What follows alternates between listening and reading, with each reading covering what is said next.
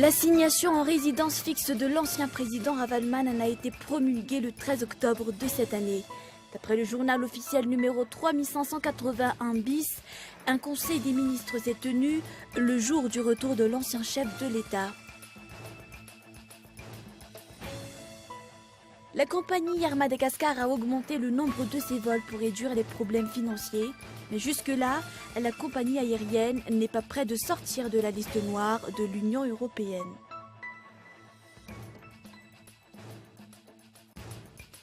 Et en Philippines, le super typhon Agupit pourrait frapper ou passer près de régions touchées en 2013 par son prédécesseur Haiyan.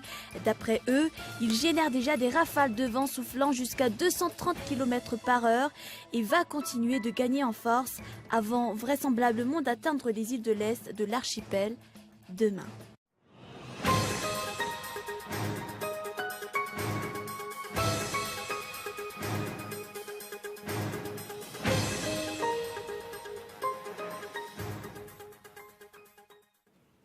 Bonsoir à tous, bienvenue si vous nous rejoignez pour ce journal et à la une de l'actualité ce vendredi.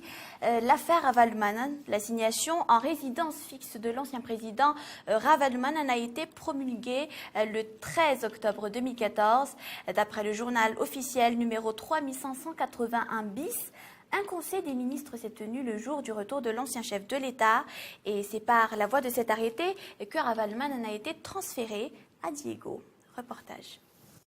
Aucune charge ni infraction n'ont été retenues contre l'ancien chef d'État a priori. Son assignation en résidence fixe est une décision politique. Dans le journal officiel, en date du 20 octobre dernier, l'État a mis en exergue l'ordonnance numéro 60-063 relative à l'assignation en résidence fixe de personnes convaincues d'actions subversives. 5 hauts responsables ont été présents lors du Conseil de ministres du 13 octobre dernier et ont signé le décret.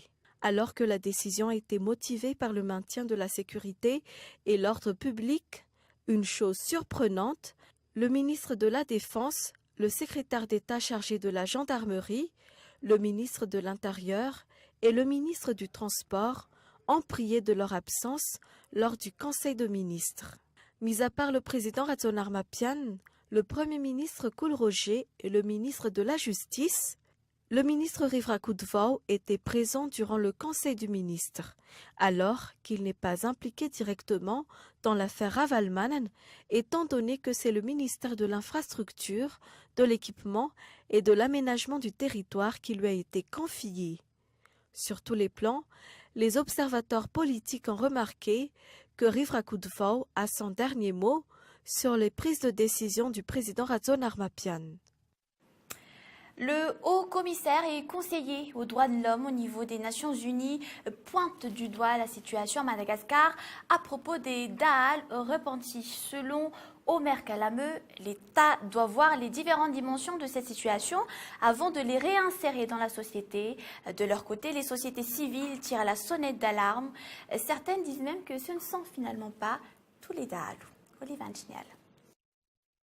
Jusque-là, aucune compensation pour les victimes des actes de banditisme et de barbarie commis par les Dahal n'a été évoquée par l'État. Le gouvernement a cependant alloué 22 milliards d'ariars pour la réinsertion sociale de ces Dahal dits repentis.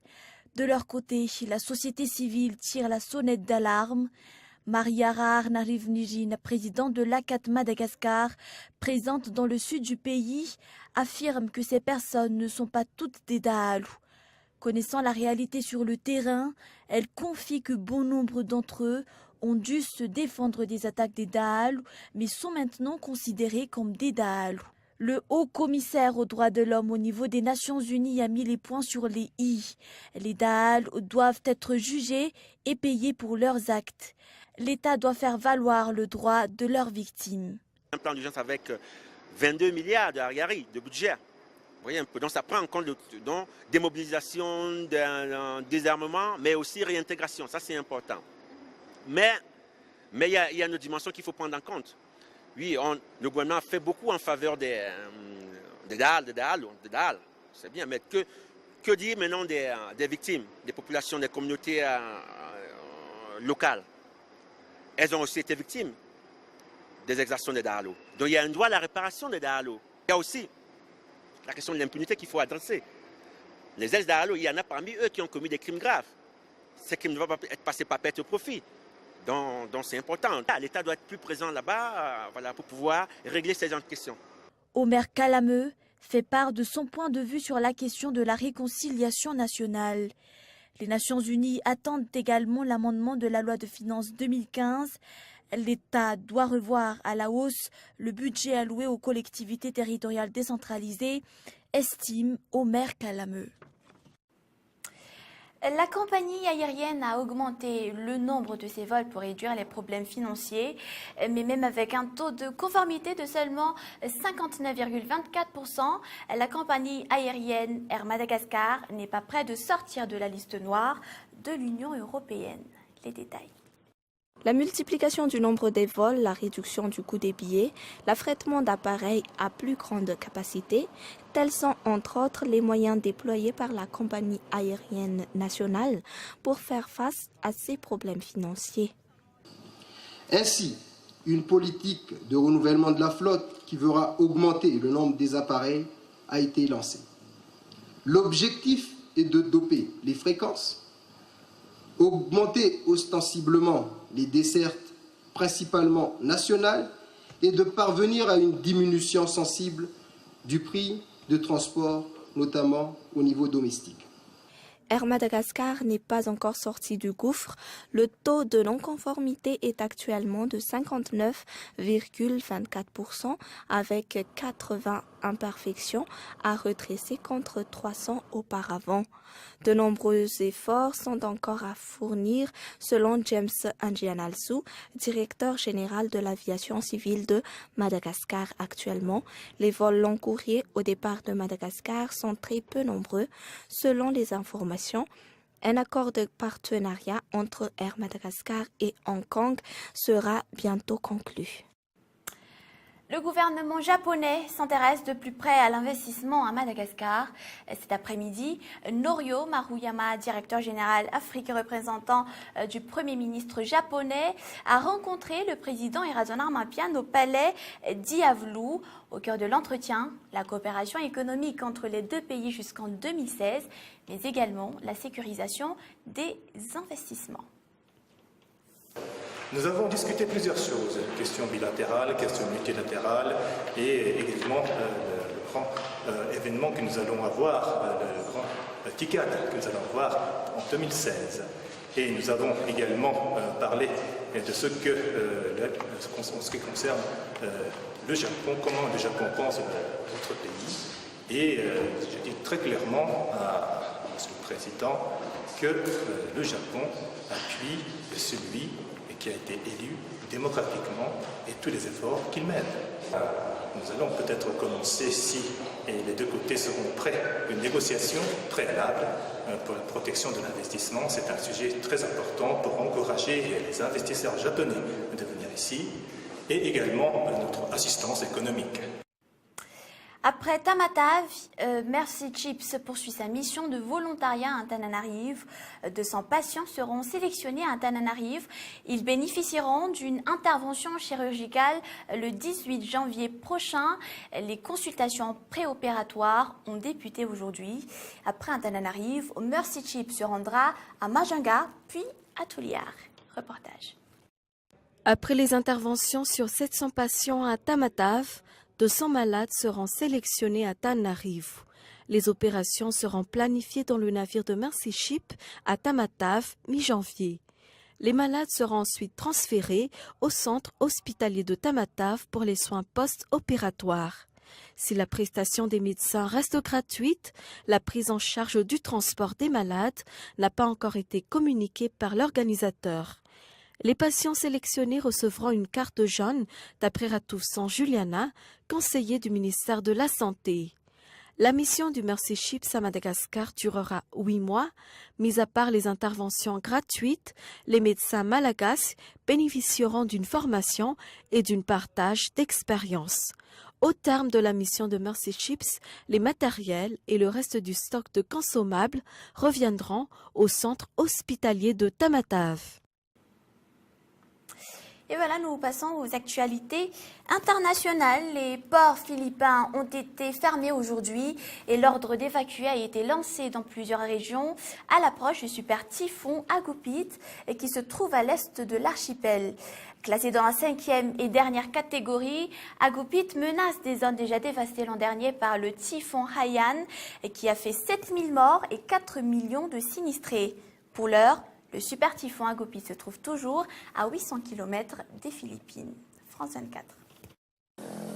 Ils ont pris avec eux le strict nécessaire et quelques objets de valeur. Ces villageois vont passer plusieurs jours dans cette école, plus sûrs que leur maison. Ils prient pour que le super typhon les épargne. J'ai amené San Nino avec nous pour qu'il veille sur notre sécurité. 50 provinces du littoral sont placées en état d'alerte et des milliers de personnes ont dû évacuer, parfois de force. À Tacloban, les commerçants protègent leurs vitrines des rafales de vent prévues et des inondations. Devant les magasins, de longues files d'attente. La population fait des provisions. Les rayons sont déjà bien dégarnis. Personne ici n'a oublié le dernier typhon Haiyan et c'est plus de 7000 morts l'année dernière. Alors pour ces Philippins, difficile d'entendre les appels au calme, même quand ils émanent du président. Certains titres des médias ne nous aident pas. Et notre travail est de calmer les gens et de minimiser les répercussions de cet événement.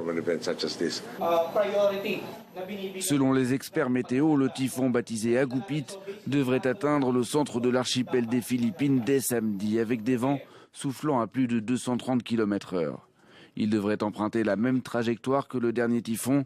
200 à 850 000 personnes pourraient être touchées, selon les autorités. Aujourd'hui, il y a tout juste un an, la France déployait une mission de paix en Centrafrique. Aujourd'hui, la situation est stabilisée à Bangui, la capitale, mais il reste beaucoup à faire dans le pays. Et c'est toujours un reportage de France 24. Lorsque les soldats français de la force Sangaris se déploient dans les rues de Bangui en décembre 2013, la ville est à feu et à sang. Les ex-rebelles Seleka, majorité musulmane, et les milices anti-Balaka se massacrent à coups de machettes, de kalachnikov et de grenades. Lors de l'intervention au mois de décembre, tout le monde, y compris les médias, il faut bien le dire, disait dans un mois, dans 2 mois, etc. On n'est pas du tout sur cette longueur. On est sur des années, des années. Donc nous sommes au bout de la première année, plus de massacre. Jugez vous-même, est-ce que nous y sommes arrivés? Je crois. À leur arrivée, l'armée française et les forces de l'Union africaine font cantonner les ex-rebelles Seleka. Puis au mois de janvier, Michel Djotodia, le président musulman qui a pris le pouvoir grâce à la rébellion, est poussé à la démission et un gouvernement de transition est mis en place. Bangui, quadrillé par les forces internationales, se stabilise peu à peu. Il ne faut pas se leurrer, la stabilité est aussi là parce que les musulmans sont partis en grand nombre. Donc la paix ne sera vraiment revenue dans ce pays, non seulement quand il y aura eu des élections et un gouvernement stable, mais aussi lorsque le tissu économique aura pu se remettre en place, et ceci passe par un retour d'un grand nombre des musulmans qui assuraient ce réseau économique. Aujourd'hui, l'essentiel de la force Sangaris s'est déployé dans les provinces centrafricaines. Les soldats français ont déjà stabilisé une grande partie de l'ouest du pays. Désormais, il faut qu'ils reprennent le contrôle de l'est et du nord, notamment la région de Birao, fief de la Seleka. Et c'est le moment du rappel des grands points développés dans ce journal. L'assignation en résidence fixe de l'ancien président Ravalomanana a été promulguée le 13 octobre 2014 et c'est par la voie de l'arrêté numéro 3581 bis que Ravalomanana a été transféré à Diego. Et le haut commissaire et conseiller aux droits de l'homme au niveau des Nations Unies pointe du doigt la situation à Madagascar à propos des dalles repenties. Selon Omer Kalameu, l'État doit voir les différentes dimensions de cette situation avant de les réinsérer dans la société. Et enfin, la compagnie aérienne Madagascar a augmenté le nombre de ses vols pour réduire les problèmes financiers. Avec un taux de conformité de 59,24%, la compagnie aérienne n'est pas prête de sortir de la liste noire de l'Union européenne. N'oubliez pas que vous pouvez accéder à ce journal sur tv.cool.mg. Mais dans un instant, retrouvez l'émission Kerols et Mikulwevch avec une Kazarakut Manatsu, suivi un peu plus tard d'un documentaire Emityville et Noah, un film fantastique. C'est la fin de ce journal. Merci de votre attention. On se retrouve donc demain à partir de 20h45. Restez sur Cool TV. Bonne soirée à tous. Au revoir.